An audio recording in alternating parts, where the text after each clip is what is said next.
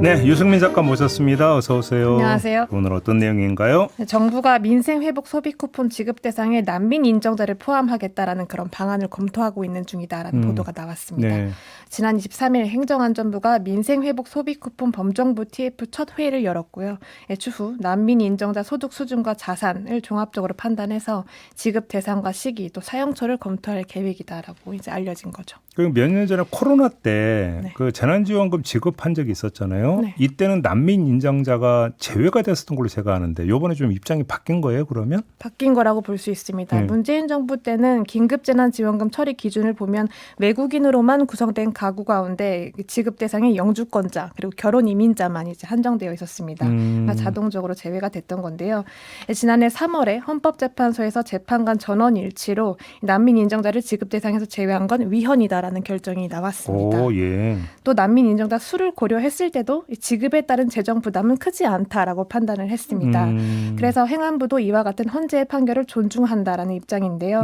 거기에 이재명 대통령이 국회의원 시절에 발의했던 민생회복지원금 특별법에서 지급 대상자로 난민 인정자를 명시한 바가 있기 때문에 네. 이러한 이 대통령의 보편 지급 기조를 반영한 게 아니냐라는 해석도 나오고 있습니다. 일단 지금 그 국내에 거주하고 있는 난민 인정자가 몇 명쯤 되는 거예요? 국내 1,544명 있습니다. 1,544명? 네.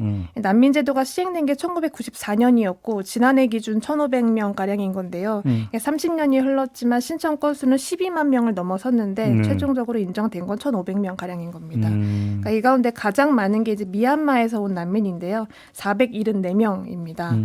또 여전히 군부 쿠데타의 내전에 불안정한 상황이다 보니까 우리 정부도 현지 상황을 고려해서 난민 신청이나 인도적 체류에 대해서는 비교적 유연하게 받아들이고 있는데요. 네. 다만 난민 인정자가 되고 나서 정착하기 위한 지원은 조금 전무한 상황이라고 봐야 합니다. 거의 전무? 네. 지원되는 게 없어요? 사실상 자격이 주어지는 것 말고는 그 이후에 어떤 지원 체계는 좀 미비하다라고 현장에서는 말이 나오고 있는데요. 특히 이제 우리나라 같은 경우는 인접 국가에서 난민이 유입되는 게 아니다 보니까 난민촌이 형성되는 것도 아니고 관할 지역이 따로 있는 것도 아닌 상황입니다. 네네네. 그러다 보니까 다양한 국가에서 다양한 루트로 들어와서 전국적으로 흩어져가지고 살아가고 있는 상황인 건데요. 그러니까 물론 지역 커뮤니티라던가 인권센터나 지역 단체에서 도움을 주고 있지만 사실상 난민 인정자보다 난민 신청자가 훨씬 열악한 상황에서 살고 있기 때문에 난민 인정자들은 각다도생인 상황인 겁니다. 그러니까 현장 관계자들 말에 따르면 인정자라고 해도 사실상 고용허가제로 들어온 노동자들보다 훨씬 열악한 상황에서 살고 있다라는 이야기도 있었습니다. 그러니까 이제 법적으로는 난민 인정을 받으면 일반 국민과 같은 보장을 받게 되어 있지만 현실은 아니다. 네. 좀 괴리감이 있다라고 느껴지는 건데요. 네. 한국에 오래 거주한 그 난민 인정자 중에서 미얀마 분들을 통해서 이야기를 들어봤습니다. 그러니까 미얀마 난민이 정착하는 걸 실질적으로 이들이 돕고 있는 셈이기도 했는데요.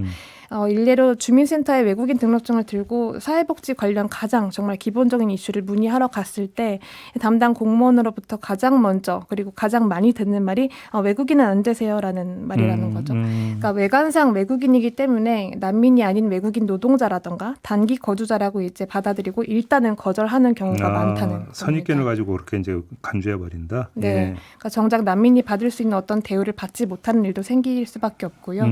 또 소수이다 보니까 담당 공무원도 난민에 대해서 어떻게 해결해야 될지 모르는 경우도 많고 또 안다고 해도 의사소통이 잘 안 되기 때문에 결과적으로는 어떤 기관이나 센터 관계자를 동행하지 않을 경우에는 일이 좀 해결이 안 되는 경우가 많다는 거죠. 근데 난민은 정말로 말 그대로 이제 고국에서 몸만 빠져나온 케이스가 거의 대부분인데 이러면 이래서 난민이 인정을 받았다도 의식주 문제조차 좀 기본적으로 해결이 안 되고 있다는 얘기잖아요. 그렇죠. 맨몸으로 이곳에 와서 다시 처음부터 일을 하고 돈을 버는 일부터 시작을 해야 하는 건데요.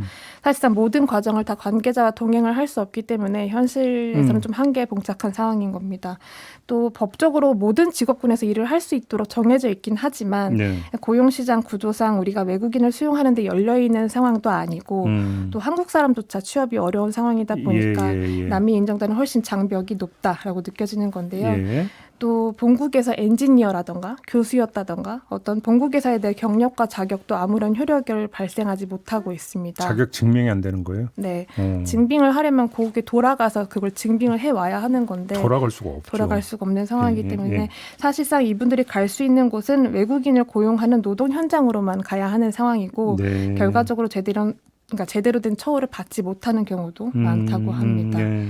또 난민이 인정자 대부분이 이런 전쟁이나 박해를 피해서 들어온 분들이기 때문에 신체적 혹은 정신적인 트라우마를 호소하는 분들도 많은데요. 네. 그러니까 생활하는데 어려움을 겪고 있고 고령자일 경우에는 일을 할 수도 없는 상황이다 보니까 기초생활수급자도 많다고 합니다. 네. 그러니까 이렇게 5년, 10년 정도 거주한 난민도 이제 정착을 했다라고 사실상 볼 수가 없는 상황이기 때문에 앞으로 조금 국가가 적극적으로 수용하겠다라고 결정을 한 사람들에 대해서는 지원 체계가 필요한 게 아닌가라는 이야기가 나오고 있습니다. 그러니까 민생회복 소비 쿠폰 대상에 포함시키는 정도도 안 되겠네요. 그죠? 네. 그건 일시적인 거고. 또 그런 정보를 접할 수 있는 기회조차도 적다고 했고요. 그러니까요. 기본적으로.